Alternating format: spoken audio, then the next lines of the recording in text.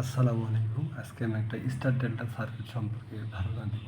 একটা star delta circuit দিয়ে কীভাবে মোটর চালাতে হয়। প্রথমে একটা মেন ব্রেকার নিচে 250 অ্যাম্পিয়ারের 3টা ম্যাগনেটিক কন্ডাক্টর, একটা টাইমার, একটা 63 অ্যাম্পিয়ারের ব্রেকার।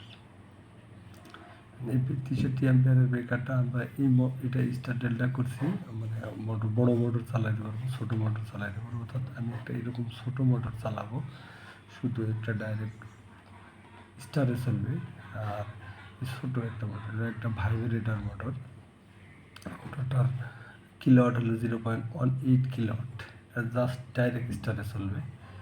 আর এটা হচ্ছে ছোটো মোটর, যেহেতু দুটা ব্রেকার প্রোটেকশন সুইচ নেওয়া হয়েছে।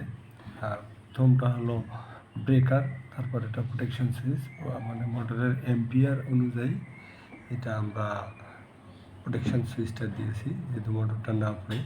মোটরটা আমরা কানেকশান করছি এবং চালাইতেছি 0.25 অ্যাম্পিয়ার নিতেছে।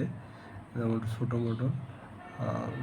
তো ওই ছোটো মোটর, এই মোটরটাকে চেক করতে গেলে তার অ্যাম্পিয়ার অনুযায়ী প্রোটেকশন সুইচ লাগাতে হবে, তাহলে মোটরটা পুড়বে না বা মোটরটা কোনো সমস্যা হবে না। এই মোটরগুলোর মূলত এইভাবেই কাজ করতে হয়। যদি অযথা বড়